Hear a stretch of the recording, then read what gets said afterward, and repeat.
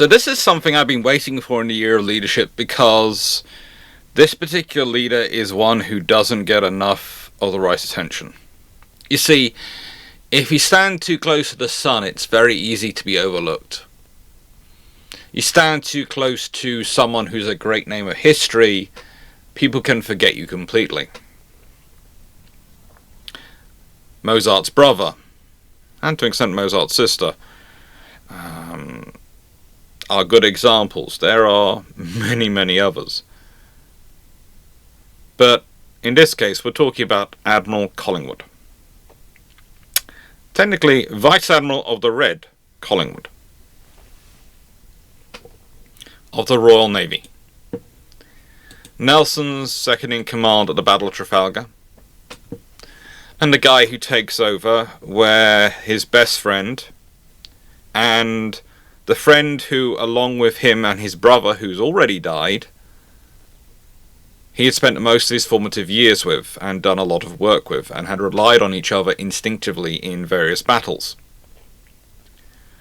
So we're talking about a friend, and someone who is in many ways one of the last connections to his brother, who has dying, and you have to take command of the fleet. Oh, by the way, that fleet's going through a horrific battle at the time. It's still carrying on, and there's a massive storm afterwards. And you have to be in charge. That is a feat of leadership which cannot be underestimated. Combine that with his post-Trafalgar role in the Mediterranean, and his basic invention of modern naval diplomacy and the methodologies we use and why we do them, make him a leader who is exceptionally intriguing to study, even if he is often forgotten. Because, let's be honest, a book on Nelson sells far more than a book on Collingwood. It's true. Him, Duncan, these are forgotten heroes. They're great, but they are forgotten. And their leadership skills need to be remembered, because honestly, them combined with Nelson gives you a pretty balanced idea of what you need. Nelson on his own is not a balanced leader. He is great, don't get me wrong. But he is a great wartime leader. He's not good at managing peace. He's not good at conflict deterrence. He's not good at the boring stuff in peacetime. He really isn't. He is not really good at the politics. He's good at war. He's not good at politics. Otherwise he wouldn't make so many of the issues for himself he does over his time. And he's... how do I want to say this? He's not able to control his heart. He's able to control his head and his guts, but not his heart. Collingwood is able to do all those things. Collingwood is possibly almost as gifted war leader as Nelson is, but is a far better peace and deterrence and conflict management leader than Nelson ever will be. Collingwood can actually do administration. This is the thing. When people ask me, who should have ended up as First Lord out of the battles at Trafalgar, usually they go, well, Nelson have made a great First Lord. No, Nelson would have been a terrible First Lord to the Admiralty. He really would have been. First Sea Lord, he would have been atrocious. Collingwood would have been great. Collingwood can deal with the politics and do that sort of thing. Nelson can do the strategy. He can do the strategy. He can do the fighting. He can't do the politics. He doesn't have the patience. And he doesn't apply himself. People forget that actually when it's fighting wars at sea is actually easier than fighting wars on land. But waging peace on sea is more difficult than waging peace on land. Why is that? Why is there this complexity? Because once war starts, it's very easy. People with the wrong flags get sunk. And there's no civilian infrastructure for them to hide behind. There's no hills. There's no. You can just go in and you can do your job. Oh, you've turned up in the wrong place wearing the wrong flag. You're gone. In peacetime, well, let's be honest. We're talking about lines on a map deciding who goes where. And who can go where and what you can do. And those lines on the map aren't nice dashed lines in the middle of the ocean you can see sticking out. No, they don't actually physically exist.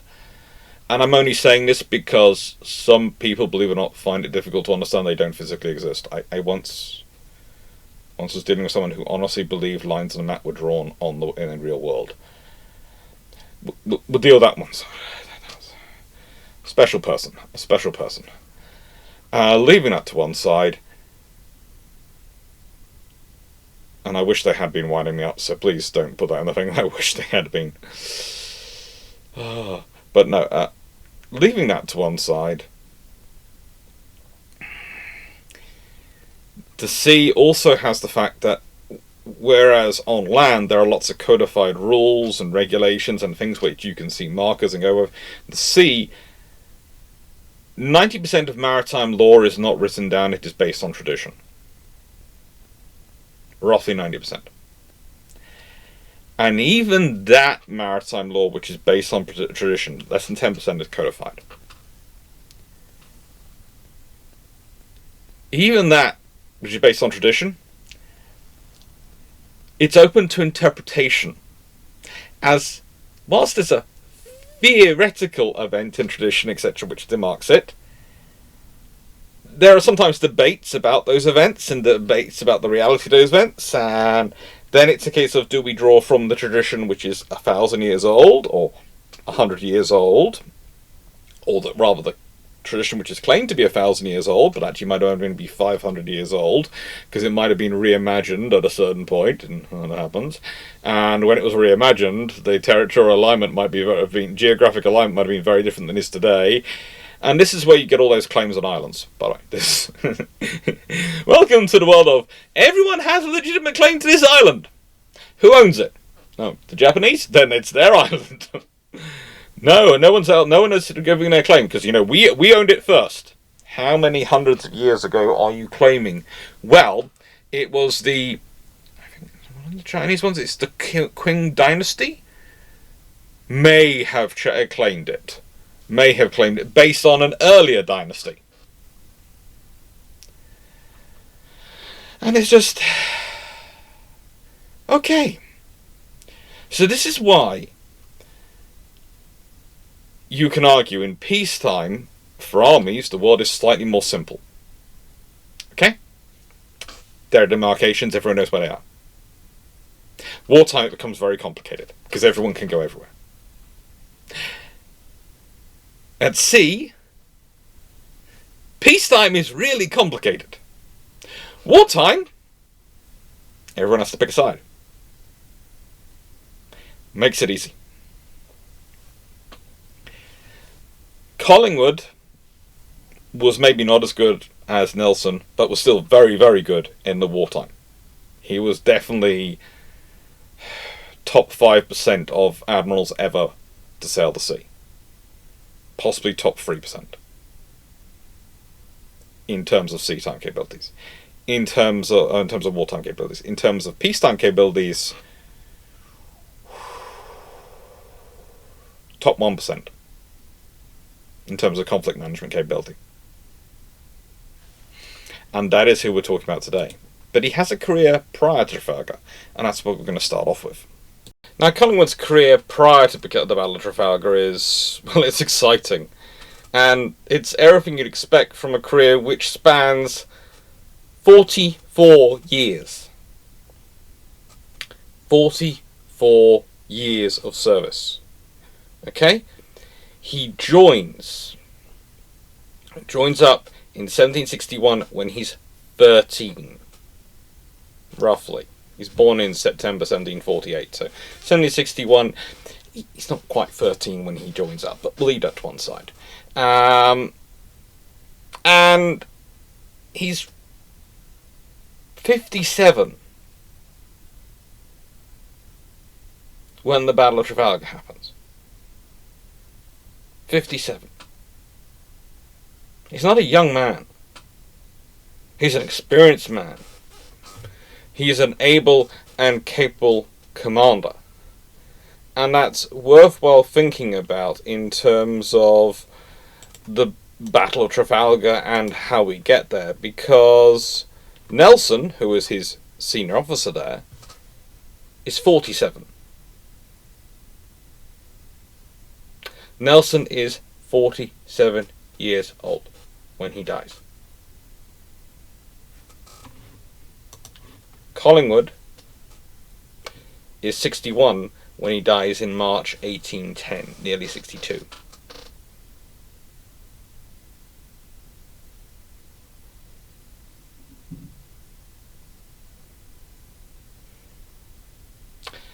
He is the older, more experienced officer.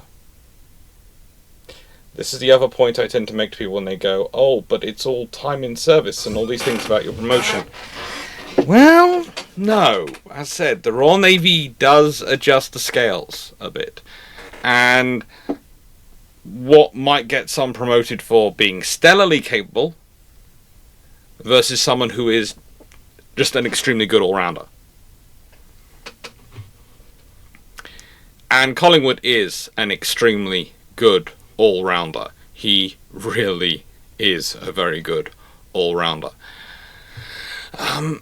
In 1776, April, he joins the 14-gun HMS Hornet as her first lieutenant. And he's required to lead press gang before the ship sails to the West Indies.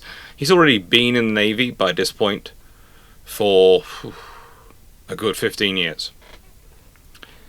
And when the ship arrived in Jamaica, he was there to help with the vessel when it was protecting shipping against American privateers, prevent smuggling. But he has a real problem with Commander Haswell, who's the ship's captain. He calls him a rotten officer, who lacked the courage to engage enemy shipping.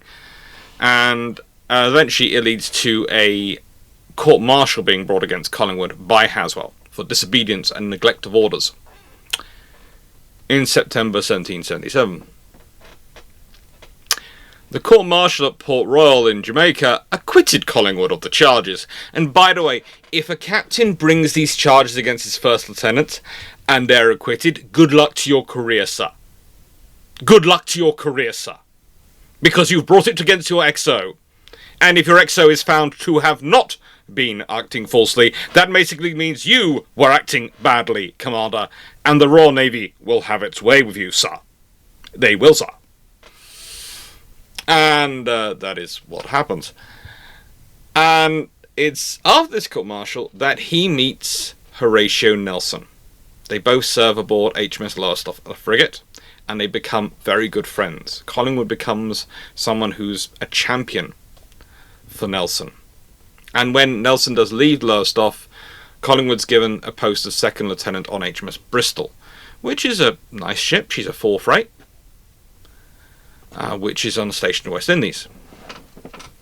Then, in 1779, Collingwood actually succeeds Nelson as commander of the brig HMS Badger, which would be his first full command. Badger has a bit of that history, by the way. It's interesting though, every time there's an HMS Badger in the Royal Navy service, it's kind of something to watch because a number of very good senior officers will tend to get their first command in it, and we have no idea why. It's kind of like warspites have a habit of firing on the enemy before they're ordered to.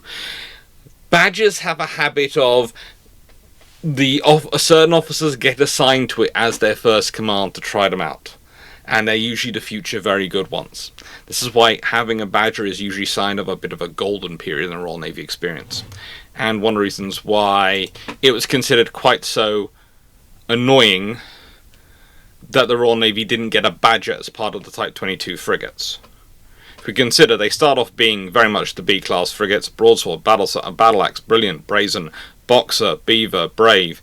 Then you have Bloodhound, which is renamed as London, Bruiser, which is renamed as Sheffield, and Boadicea, which is renamed as Coventry.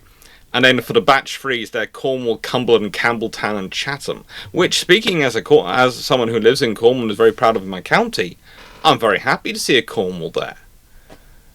But realistically, they're Bs. There should have been a Badger. There should have been a Badger.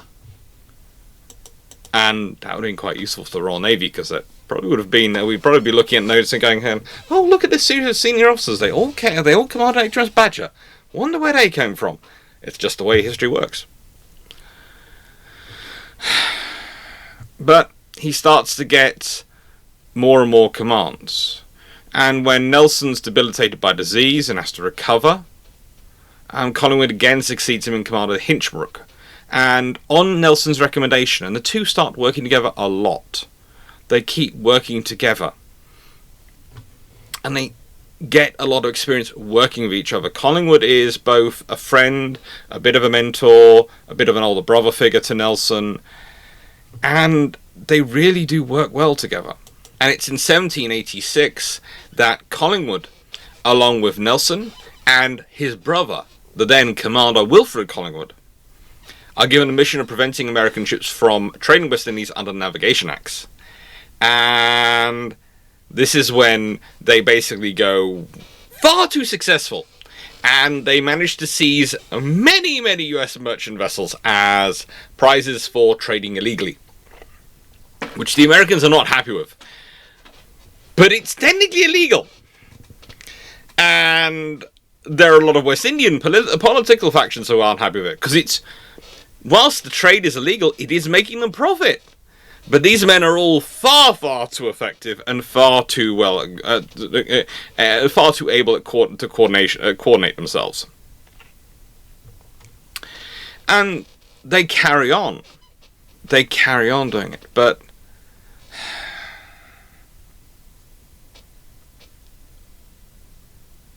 his brother dies at sea. Captain Wilfred Collingwood dies at sea. They had a happy time.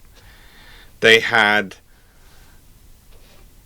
a good few months operating together, their three ships operating in concert, sometimes operating solo, sometimes operating as a pack. And imagine that as a pack of frigates together. You've got Nelson, you've got the two Collingwood brothers coming towards you. Wilfred has some great skills. He really does.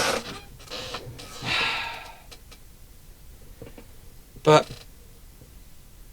yeah, that was a partnership. And then they carry on. And they move from being these people who are out doing these frigate war efforts in the far-flung corners of empire, of the nascent empire, to being the cornerstones of the Channel Fleet and the various the Mediterranean fleets.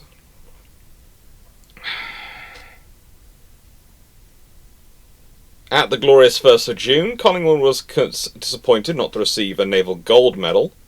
He got it later with an apology for not having received it earlier. It had been an oversight, which is kind of sad because he had done a very good job. A very, very good job. He was the flag captain of HMS Prince, originally under George Boyer, and then when they transferred to Barfleur and they got into action in Glorious 1st June, when Boyer loses leg in action, Collingwood takes over command not just of the ship, but because they can't get because there aren't other vessels which are in position to take over, aren't any admirals in the nearest vicinity to coordinate his local area, he starts coordinating the other ships. No one objects. No one really has a chance to object because it's a flag ship sending the signal, so they don't know. But he takes it on command. And it's after this point that basically admirals really start to request him. They want him as part of this fleet. Admiral Jervis especially. He gets HMS Excellent, which is known today as the Royal Navy's original gunnery school. That's what, Excellent goes on to become the gunnery school of the Royal Navy, and I think Whale Island, where it is, is still pretty important for all these things. Whaley Island, let it on Whale Island. I think the base has all been combined together now into HMS Nelson, aka Her Majesty's Naval Base Portsmouth, rather than having separate basing establishments there. But that's from memory, so I could be completely wrong. I could be completely wrong. But I think it was all combined together as something to save money. But the thing is, that starts off with Collingwood, who is a gunnery nut. I mean, him and a guy called Admiral Ching Lee from the US Navy, who served the US Navy in World War II, would have had many lovely conversations. Many lovely conversations about gunnery theory and gunnery practice. They would have probably had a very nice long time together, having a long chat, and working out which of the various prima donna admirals around them they would most like to shoot. But I'll leave that to one side. The Battle of Cape St. Vincent is another battle he really does equip himself resplendently in, and one of the things it's worthwhile noting is that in terms of battles he takes part on, he was part of the Battle of Bunker Hill, he was part of Glorious 1st of June, the Battle of Cape St. Vincent, all before the Battle of Trafalgar. And he's got a huge list of commands. He's commanded not just the little small ships, but, Triumph, Barfleur, Excellent, Prince, Mediator, Samson, Pelican, Hinchbrook, Badger, and others.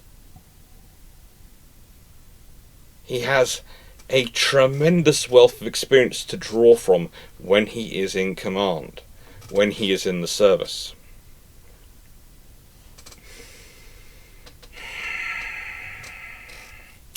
And after the Battle of Cape St. Vincent, he's first promoted to Commodore, and then he's given blockade duty, blockading out of Cadiz.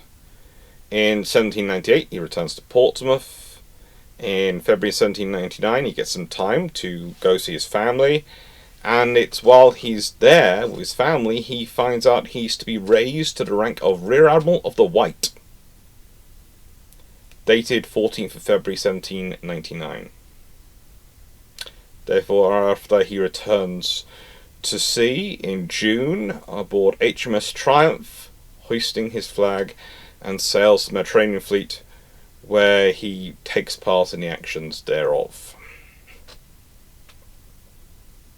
In fact, he proves so successful at coordinating and quarterbacking the methods of,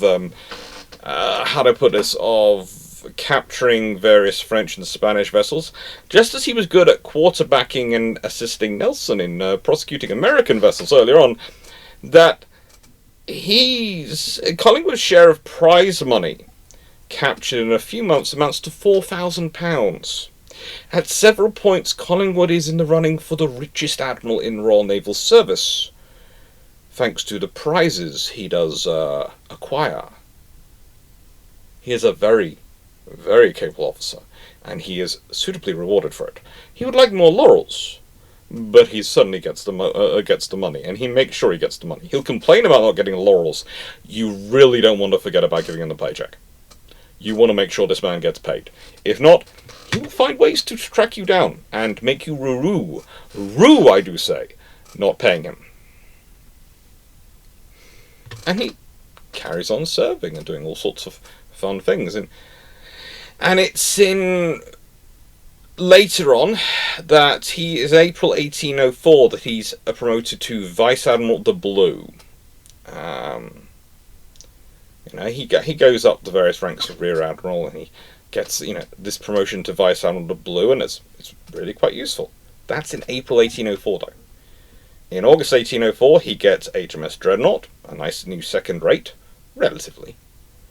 And that's his ship until almost the Battle of Trafalgar, when he transfers into something a little bit more beefier, because he knows that him and his best friend are going to have to lead columns straight through the Franco-Spanish lines, because that's their plan. Break them down and break them up. If that's going to be the case, he needs something which is even more powerful than a second rate. He likes Dreadnought. She's a lovely ship. She has the 3 decks, but she doesn't have enough firepower for what he wants to do with her. And it's also an interesting scenario because he had been, by his time in the Dreadnought, he'd been in command of some of the blockading duties. He'd been back and forth between Corsan and Cornwall and Spain, etc. And, Nelson turns up with his squadron. And they basically go, "You're the senior admiral, Nelson, so you're in charge." And Nelson gains ships, but also gains a second in command who is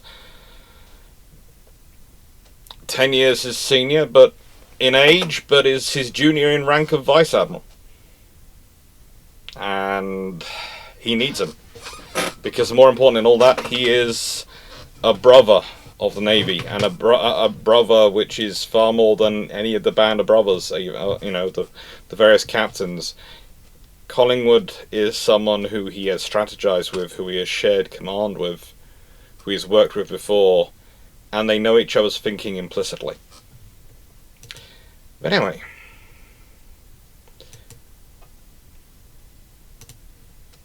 the Battle of Trafalgar time.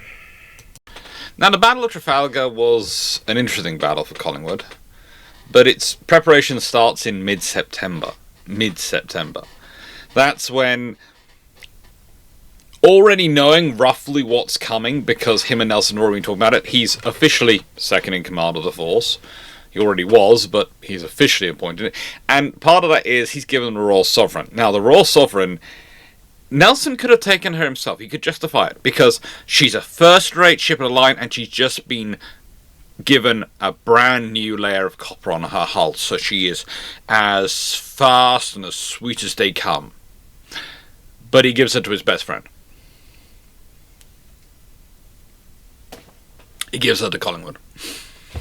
And on 9th of October, there's a formal plan of attack that Nelson Touch sent out, and Collingwood gets it first before the other before all the captains, and goes, "Yeah, that's what we've been working on." By the way, this is how you can tell how good of friends they are. And this is, to me, is because whenever I read this, it reminds me of times between me and, to be honest, Drac when we're on the ship-shape trips. We know each other pretty darn well. And so we'll send out messages in the WhatsApp group, which is for everyone, which is basically what we need to do. And he and I will both sometimes react to the other's message and go, "We know that. I know you're thinking that. You don't need to tell me." And then remember, it's for everyone else, isn't it? Yeah. And I know we do this because we've been told it by other members of the ship-shape crew that we do exactly this. And they go, "Yes, you two know each other and can do this. We can't. We need you to communicate." Sometimes being very similar and friends does really help with the whole telepathy. But, when Nelson sends out his message of, "England expects every man will do his duty," his official remarks were, "I wish Nelson would make no more signals. We all understand what we have to do." He gets it around to the rest of the shit, though. And it's just, that's his phraseology. That's his thinking. And of course he does. He understands his friend. He knows he's going to be there. He also understands his friend has a flair for the dramatic. And by the time the Battle of Trafalgar takes place on the 21st of October, well, Collingwood is in charge and is leading one of the columns. And this is actually one breaking through, by the way. This painting by John Wilson Carmichael is a Royal Sovereign raking the stern of the Spanish flagship, the Santa Ana, which gives a whole new phrasing to the flaming behind, or the flaming glutamus maximus, because that's literally what the Royal Sovereign was delivering. If you have ever felt your behind was on fire, that's nothing compared to what was happening here. This was, excellent gunnery. Dreadnought and the other ships he'd been on proved to be very good at gunnery. They had their gunnery upgraded, but in a nice way, he'd had a little over a month aboard Royal Sovereign, and he had been working on the gunnery.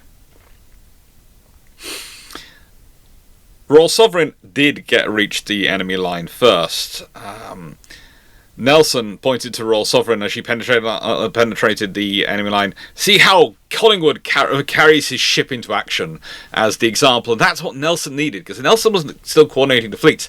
He needed someone to carry the fleet through. He needed someone to hit first. And giving Collingwood, who he trusted, the largest first rate he had available, which had the sweetest hull, and therefore the ability to race in, gave him just that. It gave him someone he reliably knew would lead his force through and would punch through the Franco-Spanish force. And honestly, the only way you'd have stopped Collingwood punching through is if you managed to blow up the Royal Sovereign. There was nothing that was going to stop that juggernaut once it was getting going, and with Collingwood in its charge. He knows what he's doing. He is very capable at getting his ship through. And Collingwood himself is looking back at his friend and his technical commanding officer and replies to his flag captain, "What Nelson would give to be here." Again, this reminds me so much of some of my relationships with my colleagues, but this shows their friendship. This is what I love about this particular point in the battle. You know, you really start to see the friendships that have happened are between the naval officers in the Royal Navy side, especially. I know we talk about band of brothers and we chuck this phraseology around a lot, but they are friends.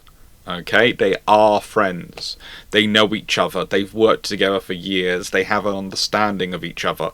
And this is how they're able to operate so well, because they have operated together. One of those things of years of blockade, years of duty around the world together means they have an understanding of each other. They're not just reputations. They're not just theories. They are people they have operated alongside.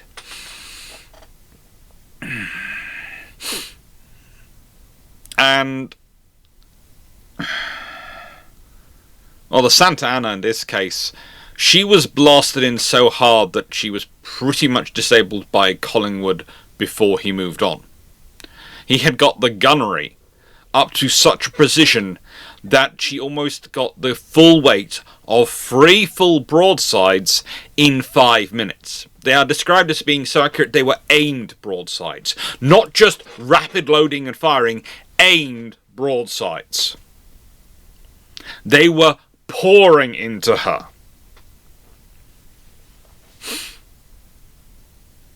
At this point, well, other vessels try to come to Santa Ana's assistance, and they try to hem the Sovereign in from all sides. But despite being dismasted, she carries on fighting. She carries on taking them on. And at one point, she's holding off about 4 to 5 ships solo. Then the rest of Collingwood's squadron comes in and goes, "You're not getting to our Admiral." And, well, you can imagine what happens after that. Collingwood was wounded by a splinter to his leg. However, he was wearing silk stockings. Now, there's a thing. He was wearing silk stockings, but that was considered the most hygienic and best thing to wear to allow to protect, stop things going into your leg, to stop splinters going into them. And so it was very easily and very quickly treated. And he had not just advised officers to wear them, he had procured silk stockings where he felt it necessary for officers who didn't have enough funds to get them.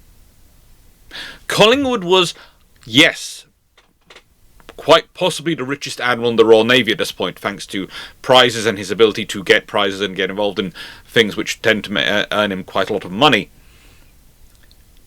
But he's also very good at spreading that wealth around and taking care of the people because they matter to him. They really do. And very quickly after this, Santa Ana strikes her colours, which is nice. Which is very nice. And then Collingwood eventually is one of only 3 officers left alive on the quarterdeck of the Royal Sovereign. They are being pummeled that much at some points. And they describe him as having a charmed existence. He's kind of like HMS Asante in World War II, one of the Tribal class destroyers. She was considered one of the luckiest tribals because she never really suffers any major damage. She gets minor damage, but never suffers major damage.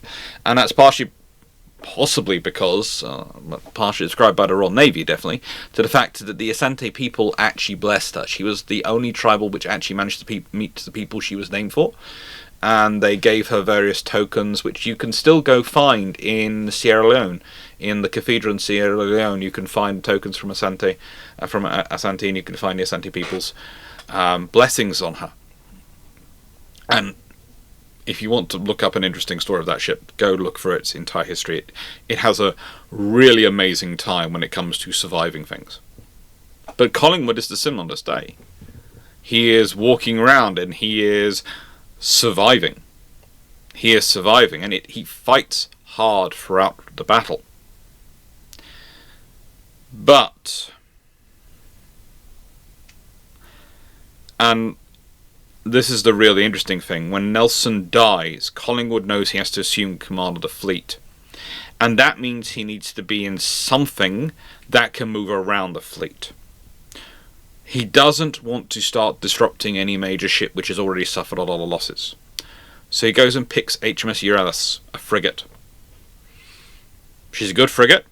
She was there repeating signals and doing all sorts of jobs. She's a 36-gun Apollo-class frigate. And he transfers his flag to her. He gives the order to have Sovereign towed away while she was still afloat and causing trouble with the storm coming. He's crying over the loss of his friend. But he now has to take charge of the fleet.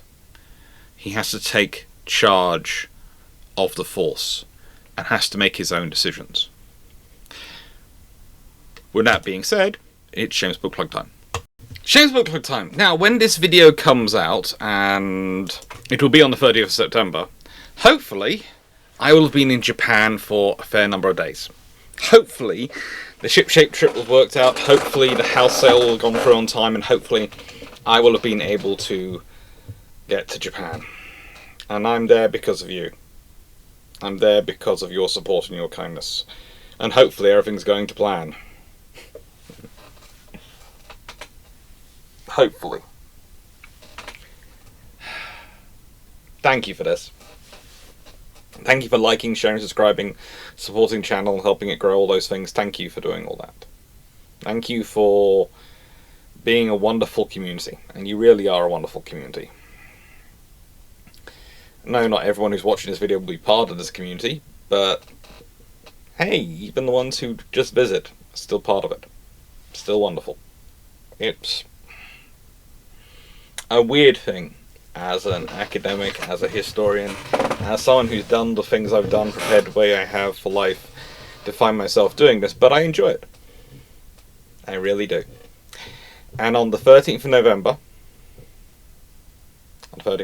all to be announced soon, I will be giving an open public talk in London at the King's College London War Studies, and there will be links to it displayed on this channel and put up on various points for people to be able to go and come along. It's open, it's completely public, and I'd love to see a lot of people there. I will be giving a talk about procuring for peace, how you procure ships and how you set up naval forces to do conflict management.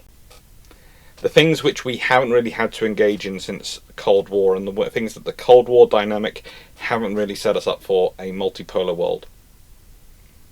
And it should be interesting. I hope people enjoy it and I hope people find it interesting. With that being said, let's start talking more about Collingwood's taking command. Now, interesting things when you're taking command of the fleet is that Collingwood is crying.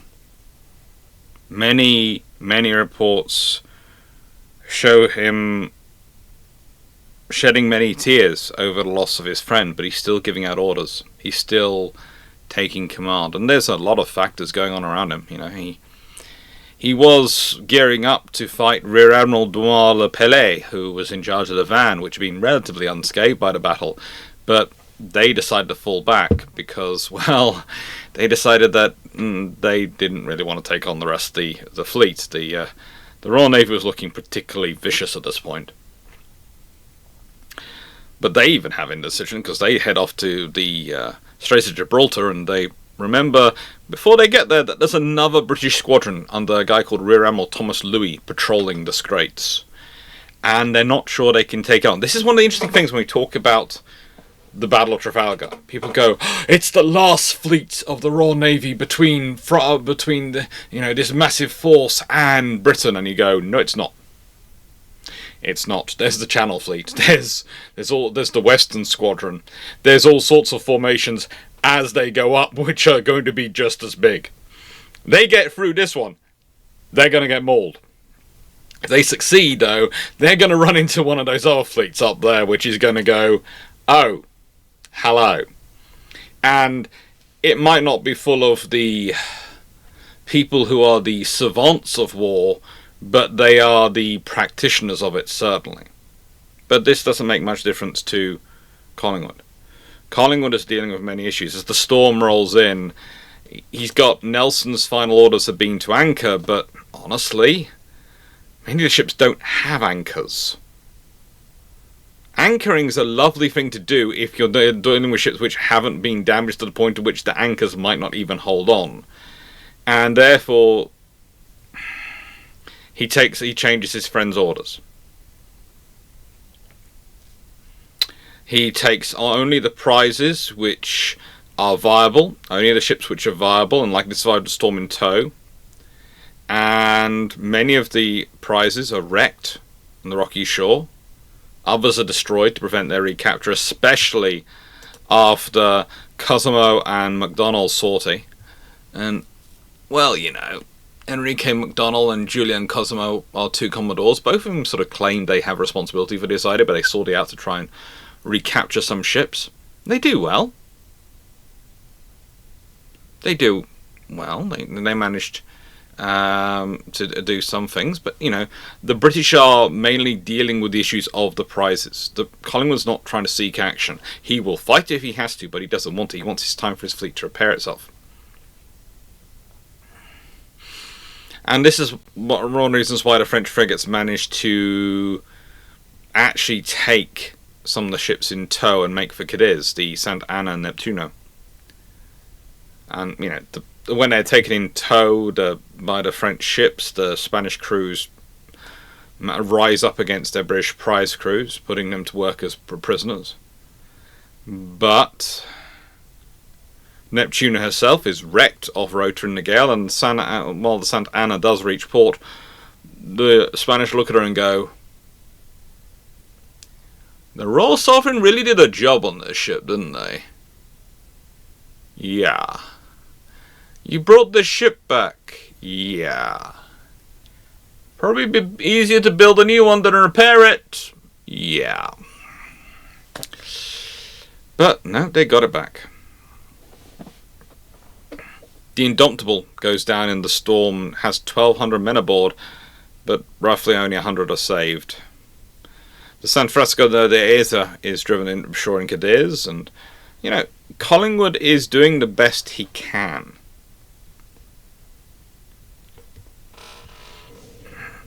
He did grant Leviathan permission, because she was in fairly good nick, to try to retrieve prizes and bring them to anchor. Leviathan chased the Monaca, but she then, on 25th of October, came across the Rio, dismasted, at anchor off the shoals of St. Kerr. And, well, along with the 74-gun HMS Donegal, which just happened to be wandering up from Gibraltar, they went in and did their job.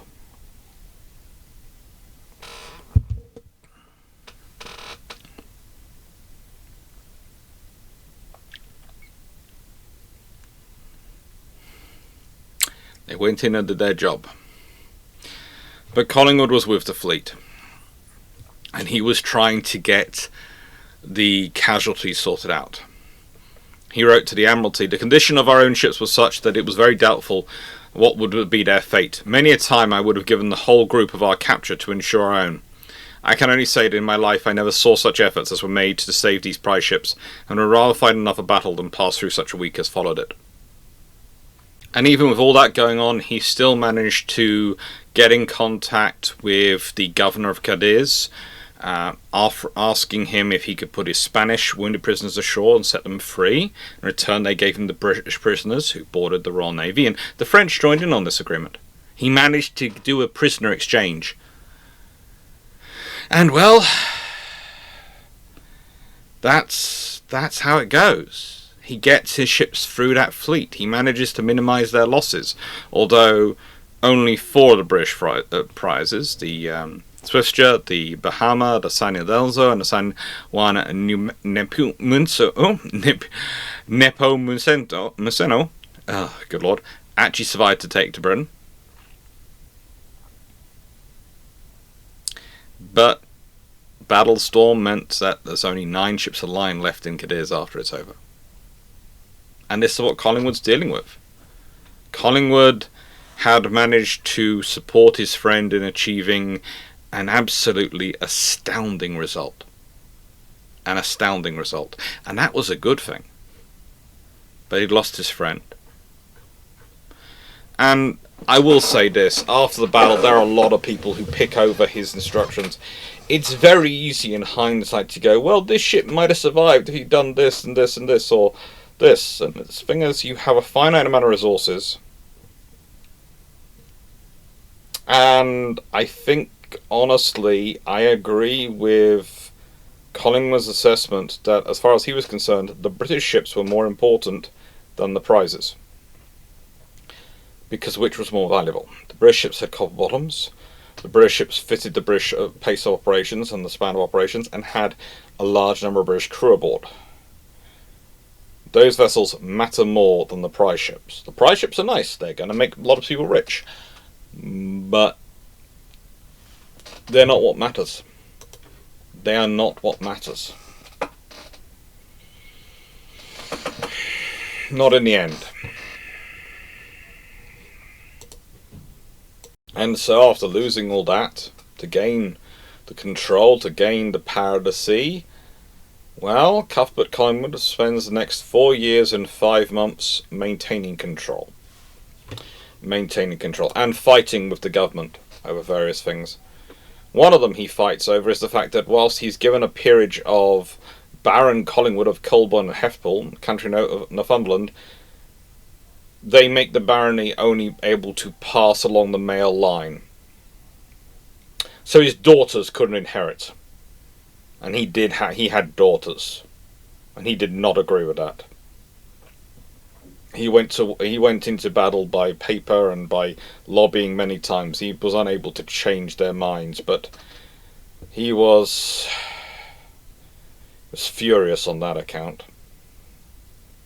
He was awarded a pension of £2,000 per annum, which realistically should probably be more, but they get out of it by claiming, well, Nelson was the commander-in-chief, so we're only rewarding you as the deputy commander. He's a surviving commanding officer who made it viable. And they don't vote money to Nelson. And the difference is an extra £500 per annum, and honestly, in the scheme of government spending, that wouldn't have been that much. He also got a £500 commemorative silver vase from the Patriotic Fund, and received another Naval Gold Medal, his third. After all, they'd finally remembered to give him one for his earlier battle, which he hadn't got one, the glorious 1st of June, and he got one from the Cape St. Vincent as well.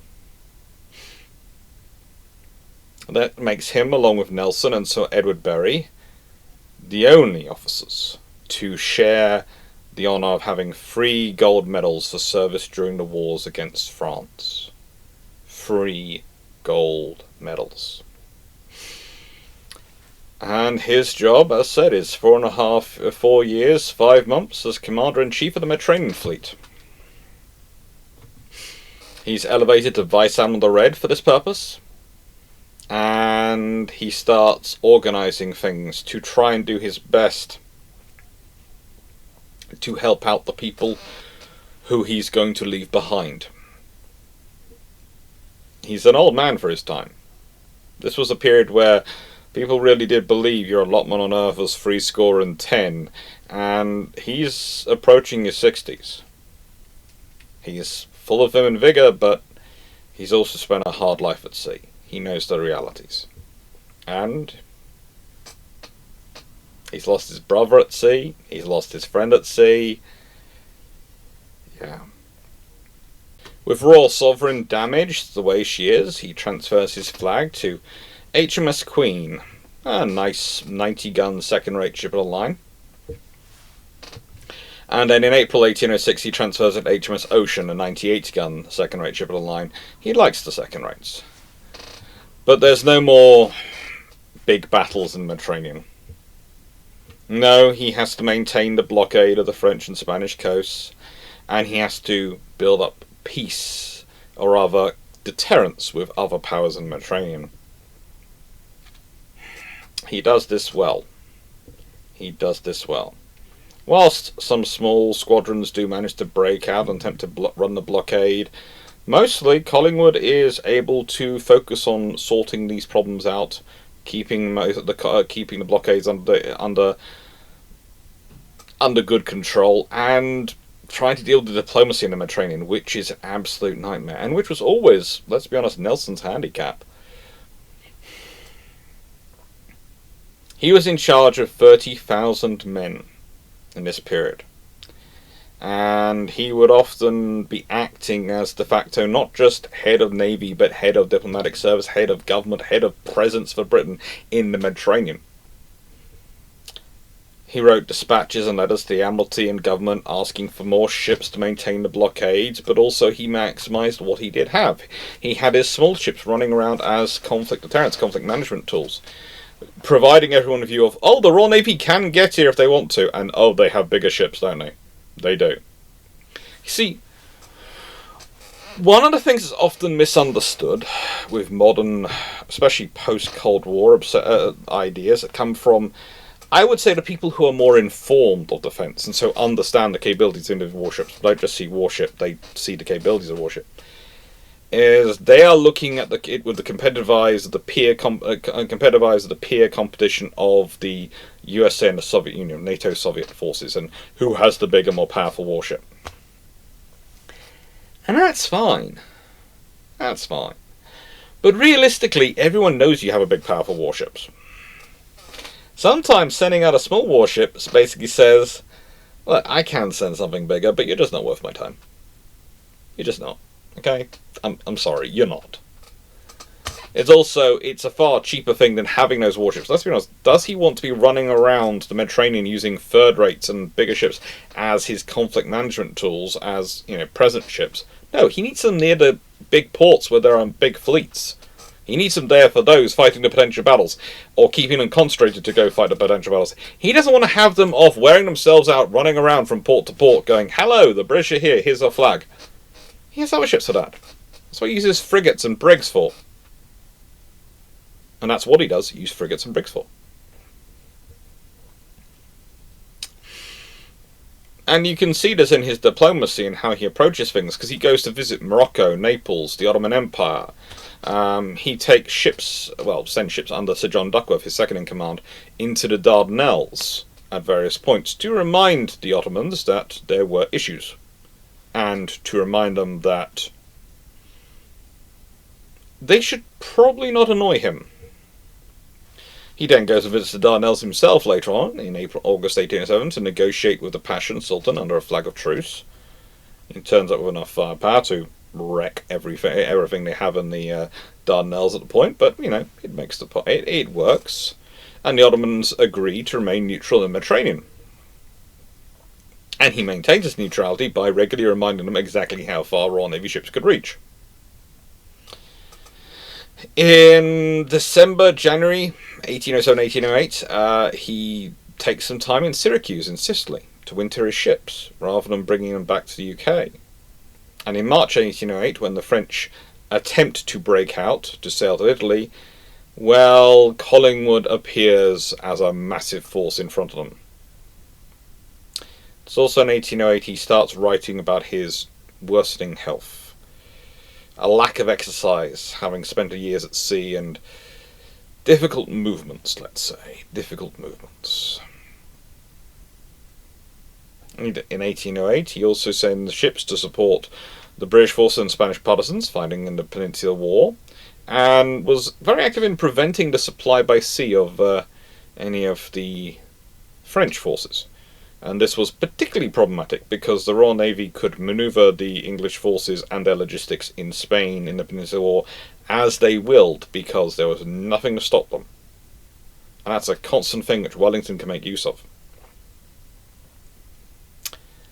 In early 1809, HMS Ocean is undertaking repairs in Malta, and whilst there, Collingwood was given the additional title, and a nice way the Admiralty has of giving you an additional paycheck, of appointment to the Major General of the Marines, which includes a £1,400 annual stipend.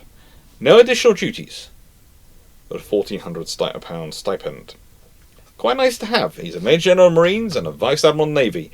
It gives him extra money. It's the options the Admiralty has to keep officers in service, to help them. The way to reward them.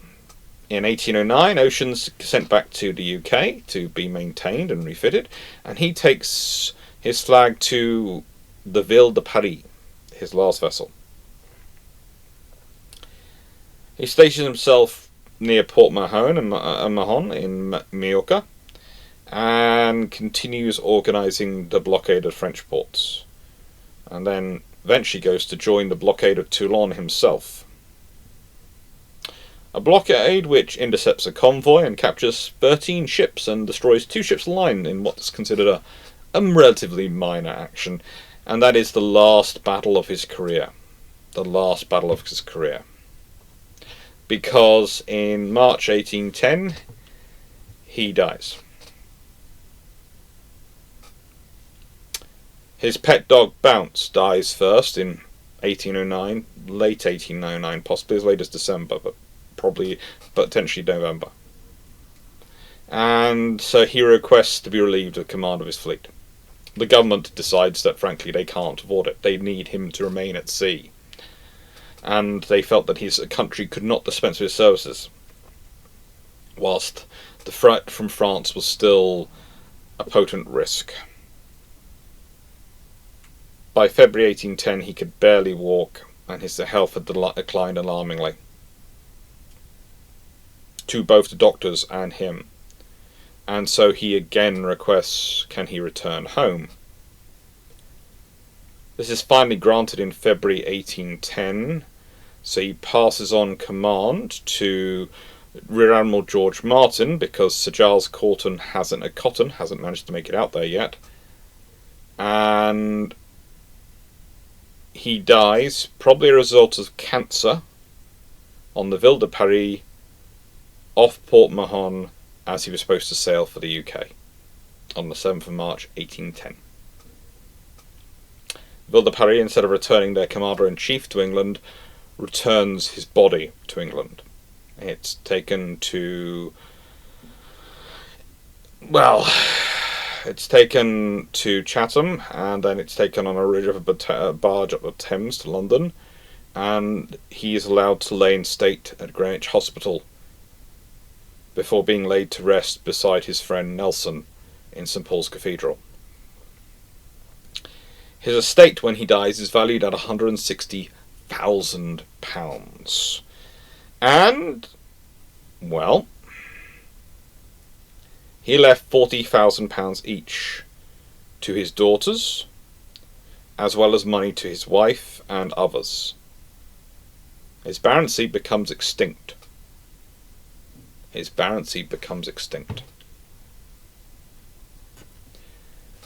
He was a very capable officer. It's another case of the Royal Navy running a good, capable officer into the ground. It's something which happens more often with the Royal Navy than we like to think. The Royal Navy has killed more of its senior officers through overwork than any service really has rights to. But there again, the trouble for them is that if they have a good officer in a good position and is doing a good job, it's very difficult to let them go, because who do you replace them with? This is one of the problems which comes up with staff and institutional memory and training. And realistically, you need to have a system whereby senior officers, especially the ones who are going to replace officers in person, get to overlap and pass on the memory before they move on to the next role. But the trouble is, if you do that, you then need to function in gaps in service, which is inefficient because you're paying someone to do nothing for 6 months. So let's say you design a system where we're going to do these posts every 3 years, right? You're going to change posts every 3 years. And let's say there's going to be a 3 months overlap on either side, where 3 months where before the changeover the new person turns up, and 3 months after you don't leave the post until 3 months after, so that there's a transition. Okay? Well, to function that in to then going on to the next job and keeping those things in style, you're probably going to have a 6 months gap where that person's doing nothing before they start their 3 months in alert training at the next position. That looks very inefficient. Even to people in this period, that looks incredibly inefficient.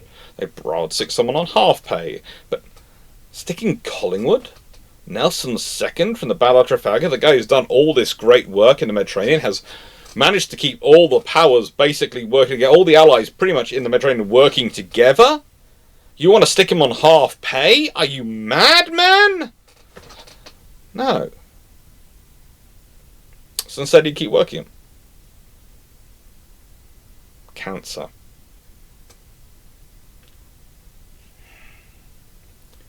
It's not a nice way to go. It's not a nice way to go. To sum it up by the words of Robert Hay, who was a sailor who knew him, he and his dog Bounce were known to every member of the crew. How attentive he was to the health and comfort and happiness of his crew. A man who could not be happy under him could have been happy nowhere. A look of displeasure from him was as bad as a dozen at the gangway from another man. And a better seaman, a better friend of seamen, a more zealous defender of the country's rights and honour, never trod the quarterdeck.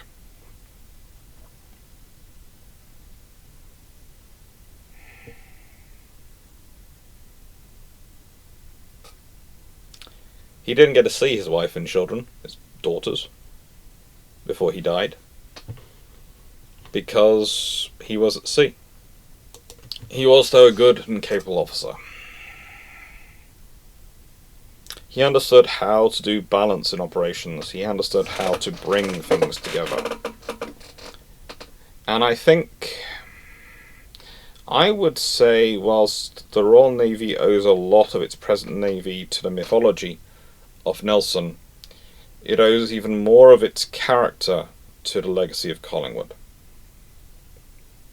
I would say that quiet professionalism, that capability, that has shaped the Royal Navy far more than anything else.